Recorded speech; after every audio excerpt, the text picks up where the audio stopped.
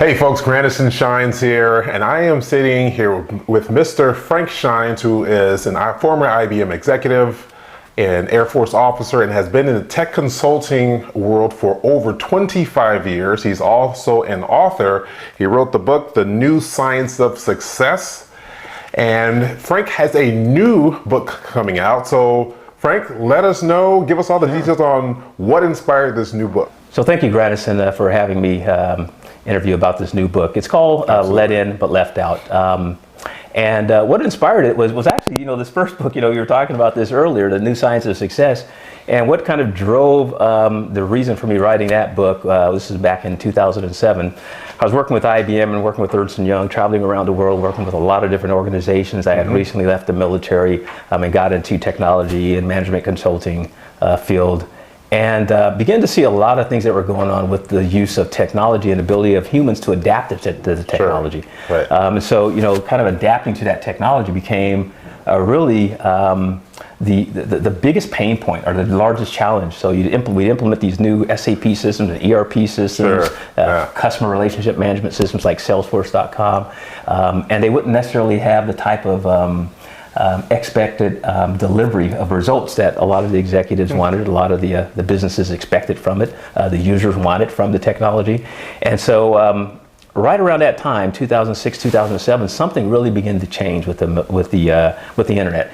And it moved from being a static brochureware, right? Before it was like all these static websites and everything that we set up. Absolutely. And what happened is it became much more interactive. And in fact, that year, Time Magazine put Time, Person of the Year. The Time Person of the Year was a mirror that was on the front, top page of Time. And you looked in the mirror and you saw yourself. Basically, they were saying, user-generated content. We are now going to be part of an internet that will draw upon all of our skills and talents and everything, and make the internet more egalitarian, much more democratic, and if we fast forward 12 years, that hasn't happened really. In some respects it has, but in many respects it hasn't. In fact, what has happened is technology and a lot of the big tech and even some of the digital dictatorships that you hear about from Yuval and Harari and others really question whether or not we brought in people into the process. So we let in high tech, but we left out people, right? We left out the conversation of average people. Right? Not just the coastal elites, but how about forgotten middle America that we haven't included in a lot of those conversations? Right. And if we look at some of the numbers, fast forward to some of those numbers where people expected globalization to lead to all of these great gains for American middle class, it's actually moved in the opposite direction. We're seeing increasing amounts of inequality. Now, I'm not proposing that we move to a socialist society, far from it. I think we need to take capitalism. I think we need to take a free market system that we have today, and refine it for the next era, much like we've done over the course of our 300, 400 years in this country, in America. So that's really kind of the essence of the book, is really speaking to this whole idea of the left out or forgotten America, the middle class and all the others that aren't included in the conversation about AI and bioengineering and high tech and artificial intelligence and robots. All those things are here. Exactly. Yeah. So when we talk about a central message, and I'm sure the book has a central message, so elaborate on the message of the left in, but left out. Yeah, the message is really, when I go back and I look at the people that I hold dear to me, Dr. Mike O'Hara, a former Marine Corps guy who brought me under his wing, and taught me about Six Sigma and how to do problem solving. When I think about how the military gave me discipline and order, and so it took a lot of my athletic talents and my artistic talents, and I channeled it with all the science and engineering and kind of a methodical approach to how to solve problems and help other people solve problems, and adapt to technology in solving those problems and help others and coach and mentor them. What became apparent was we need to find the same types of tools that we applied in industry, tech, business, that help people use problem-solving tools together to solve a problem across society.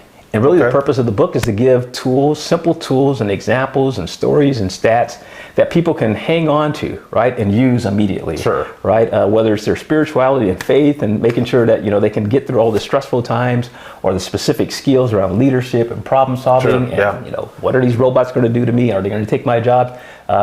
and more importantly, how to make people adaptable and resilient to all these changes that are coming on board. So really, that's the purpose of the book. Is we're going to let in these new technologies because we can't avoid it. Right? They're going to come. We can't avoid them. Absolutely. But what we're not going to leave out are people, and how to adapt people to the next generation of technologies.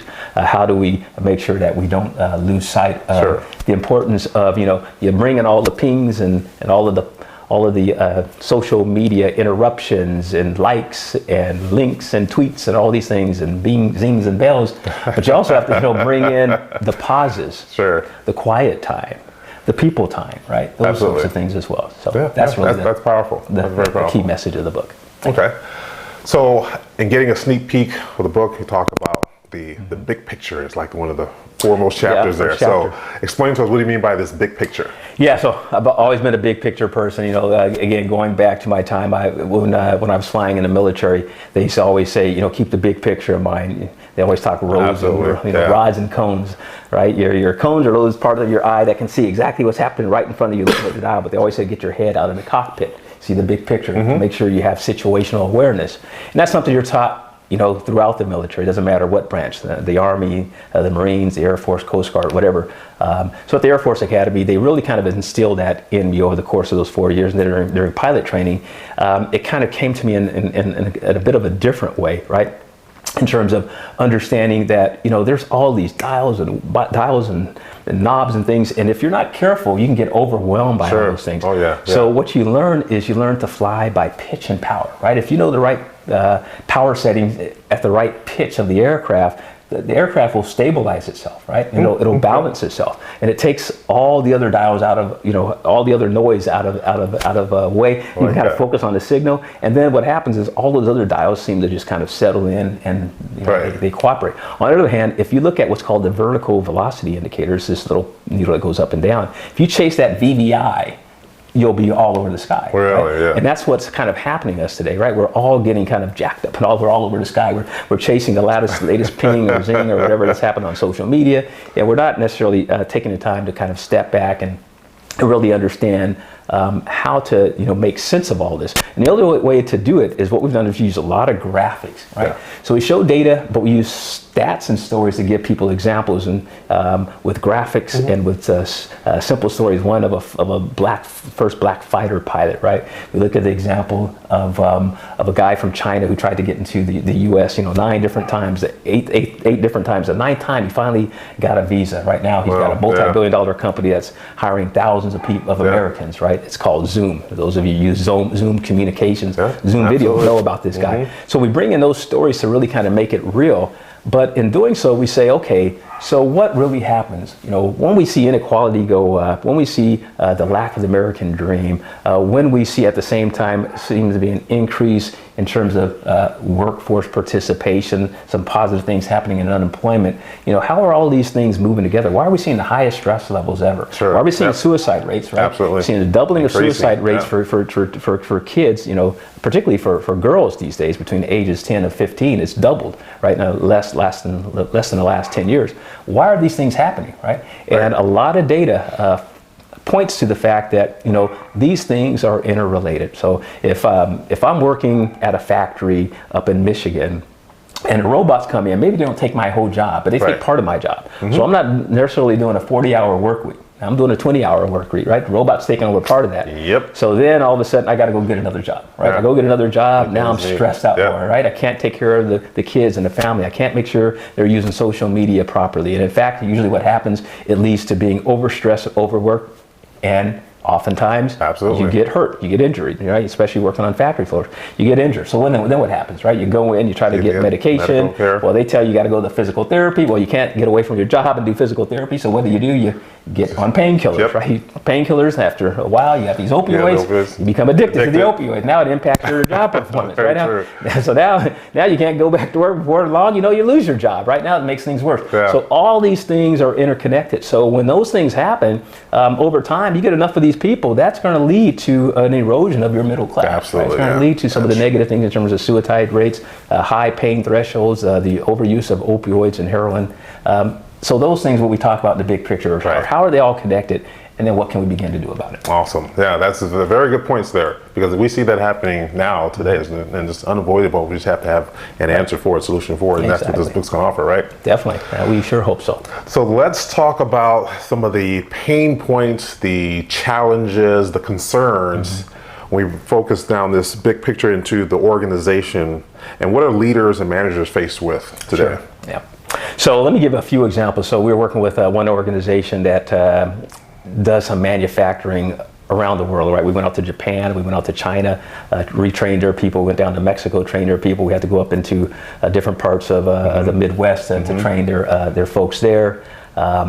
Other organization where we're looking at all this latest, newest technology and mobile media in what's known as mobile health environment, where we're trying to, make it possible to lower the cost of healthcare and at the same time make healthcare more like Apple, right? Like an Apple app where it's simple and easy to use, and people can get information at their fingertips, and they don't have to, be overwhelmed by filling out constant forms and trying to understand what all the costs are. So these are the complexities that real life companies that I'm working with today are dealing with. So the things they're saying. Key thing is we're in a global environment, and in most cases, these organizations, like the manufacturer we just talked about, right? They've got offices in Singapore, in China, in Mexico, in Japan, in the U.S. Right. They've got to collaborate, right? Yeah. They can't use, before we use Lean Six Sigma tools where someone would come together and you'd have these daily meetings and everyone would look at the board together and you see, okay, how's our performance going? Well, I mean, you can't do that. They're on a different time horizon. They're in a different country. How do you bring everyone together and make sure that we're all on the same page?